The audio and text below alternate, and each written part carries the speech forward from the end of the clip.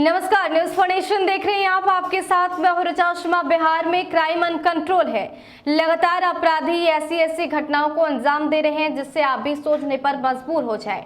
जिसके बाद से नीतीश कुमार की सरकार पर सवाल उठने लगे हैं। विपक्ष इसे सबसे बड़ा मुद्दा बनाकर नीतीश कुमार पर हमलावर भी दिख रहा है। लेकिन इन सब के बीच अब राबड़ी देवी ने एक बड़ा बयान दिया है। उन्होंने ट्वीट करके नीतीश कुमार पर हमला बोला है और ये कहा है कि नीतीश कुमार क्या झाल बजाने के लिए बैठे हैं? क्या मुख्यमंत्री झाल बजाने के लिए बनाए गए हैं? ये सवाल अब राबड़ी देवी इसलिए पूछ रही हैं क्योंकि लगातार जो अपराध है वो बढ़ रहा है, भ्रष्टाचार भी पनपता जा रहा है। तो इसको लेकर सबसे बड़ा मुद्दा आरजेडी ने भ्रष्टाचार और क्राइम को ही बनाया है। अब राबड़ी देवी ने ये बड़ा हमला नीतीश कुमार पर किया है। राबड़ी देवी ने ट्वीट करके क्या कुछ लिखा है आपको बताते हैं। देखिए, राबड़ी देवी ने ट्वीट करके लिखा है, भाजपा ने नीतीश सरकार की मुख्य उपलब्धि बन चुकी है भ्रष्टाचार, बलात्कार और बलात्कारियों को संरक्षण। 40 सीटों वाले अनैतिक मुख्यमंत्री और उनके भ्रष्ट अधिकारी क्या झाल बजाने के लिए बैठे हैं? इसके साथ राबड़ी देवी ने कुछ अखबार की कतरन भी पेश की है जिसमें जो हेडलाइंस हैं वो या तो भ्रष्टाचार से मिलते जुलते हैं या फिर क्राइम से। सबसे पहला जो हेडलाइन है वो है, सकरा में कोचिंग जा रही 10वीं की छात्रा को अगवा कर सामूहिक दुष्कर्म, जो कि क्राइम है। दूसरी घटना, नाबालिग छात्रा का अपहरण, क्राइम। तीसरी घटना, मिठनपुरा में 7 साल की बच्ची से दुष्कर्म करने का प्रयास, लोगों ने आरोपित का घर घेरा, तो ये भी क्राइम। तो यानी कि क्राइम और करप्शन के मुद्दे को लेकर विपक्ष सबसे ज्यादा हमलावर नजर आ रहा है। और राबड़ी देवी ने अब नीतीश कुमार से बड़ा सवाल पूछ दिया है कि एक तो आप 43 सीटों के साथ मुखिया बन गए और ऊपर से झाल बजा रहे हैं क्योंकि ना कोई काम हो रहा है और ना ही क्राइम को कंट्रोल किया जा रहा है।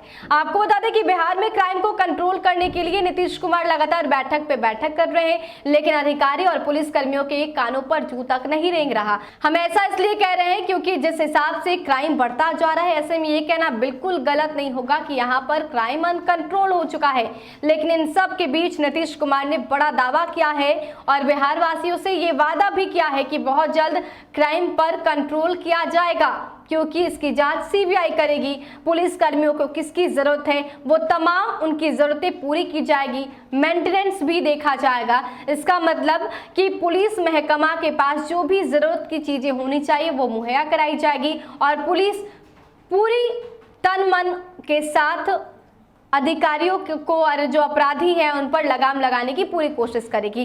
तो ये नीतीश कुमार की सरकार ने प्लान बनाया है। नीतीश कुमार ने क्राइम को लेकर क्या कुछ कहा था, छोड़ जाते हैं आपको उनके बयान के साथ। और खास करके हम लोग क्राइम के बारे में, लॉ एंड ऑर्डर के बारे में चर्चा करते रहे हैं, या जो कुछ भी जो हम लोगों ने लागू किया शराबबंदी को, तो लेकिन उसके अलावे और सारी चीज़ें हैं उनको भी देखना बहुत ज़रूरी है।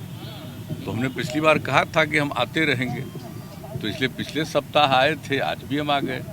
और आज आपको हम बता देते हैं कि आज हमने 2 चीज़ों को देखा है, एक तो सीआईडी को और दूसरा बीएमपी को। तो सीआईडी की भी बहुत बड़ी रिस्पॉन्सिबिलिटी है, अनेक प्रकार की जिम्मेवारी इस विभाग के अंतर्गत है। और जो क्राइम का जो फिगर है कि किस थाने में किस प्रकार का क्राइम हुआ, उसके पूरे आंकड़े उन्हीं के पास होते हैं। और उन्होंने पिछले 2 वर्षों से जो कुछ भी दिखाया है और एक एक चीज़ को कहा कि आप देखिए, जांच करिए और किस तरह से इस काम में कोई देरी हो रहा है या किसी के इंक्वायरी में, इन्वेस्टिगेशन में, इन सब चीज़ों को देखिए। तो ये बात हुई। तो आज पूरे तौर पर हमने जानबूझ करके सीआईडी का पूरा उसकी समीक्षा इसलिए की है कि क्या इनको ज़रूरत है और किस काम को किस प्रकार से कर रहे हैं। तो एक एक चीज़ को देख करके उनके और जितने उसमें अन्य लोगों की आवश्यकता है, अधिकारियों की ज़रूरत है, दूसरे अपने पुलिस पर्सन्स की ज़रूरत है, इन सब के लिए आज हमने एक बात कर दी है कि वो प्रपोजल आप लोग ले आइए और इसको ज़रूर करिए, ताकि निश्चित समय पर, और सिर्फ यही नहीं है कि कुछ मामले को दे दिया जाता है सीआईडी को, कई मामले को इन्वेस्टिगेशन के लिए दिया जाता है।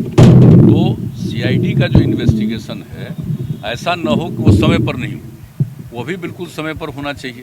तो इसके इन्वेस्टिगेशन को करने के लिए आपके यहाँ क्या है, तो एक एक चीज़ को हमने देख लिया है और जो कुछ भी हमको उसमें सुझाव देना था हमने दे दिया। अब उसके आधार पर, ताकि ये पूरा का पूरा सीआईडी का बल मजबूत रहे और सिर्फ जानकारी नहीं लेना, एक एक चीज़ पर निगरानी रखना और नज़र रखेंगे। अभी भी कई चीज़ों को दिया जाता है, तो सीआईडी इंक्वायरी करती है और दूसरी चीज़ है कि सीआईडी इंक्वायरी जो हो रहा है उसको देखती है, लेकिन उस सर्टेन कुछ ही मामले होते हैं। तो अब जो भी कहीं भी अपराध हो रहा है या कुछ भी हो रहा है, तो एक एक चीज़ के बारे में पूरी जानकारी रखना और अपराध को नियंत्रित करने के लिए क्या काम किया गया।